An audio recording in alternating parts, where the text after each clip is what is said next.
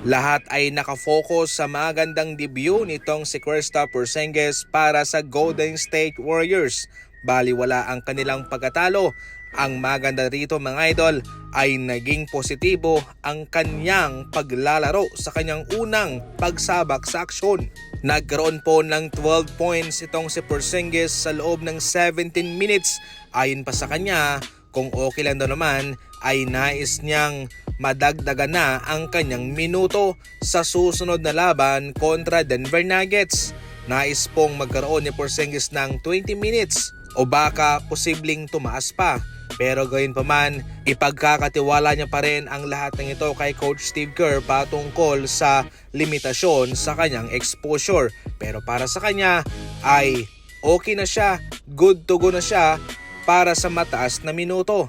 Ayon naman kay Coach Steve Kerr, namangha siya sa ginawa nitong si Porzingis dahil para sa isang player na bago lang sa iyong kupunan, kakapractice lang at ganito pa ang kanyang dinebut.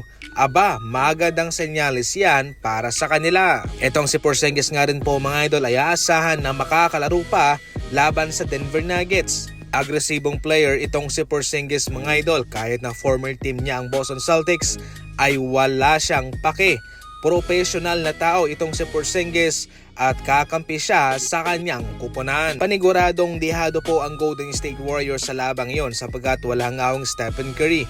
Samantalang ang Boston Celtics sa ngayon ay isang powerhouse team sa kabilang conference.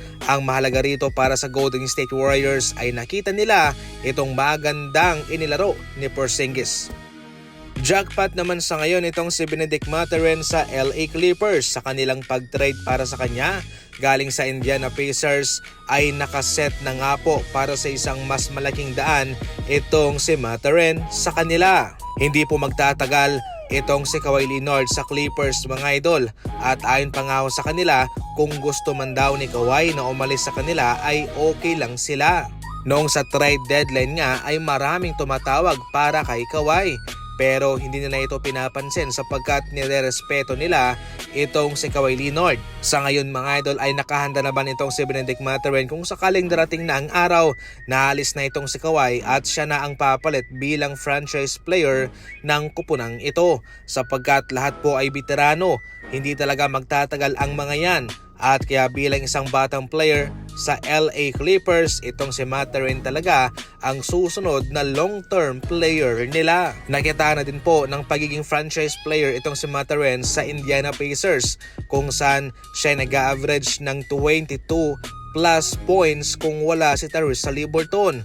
Kung nandiyan naman, nasa 17 points ang kanyang kinakamada. Kaya sa ngayon, heto na po ang napakalaking oportunidad nitong si Mathurin na patunayan ang kanyang kakayahan. Siyempre, isa rin po siya sa mga humamon kay LeBron James na ipakita raw mga idol kung bakit mas magaling pa raw si LeBron sa kanya. Ngayon, sa kanyang bagong team ay nakahanda na siya para sa panibagong kompetisyon.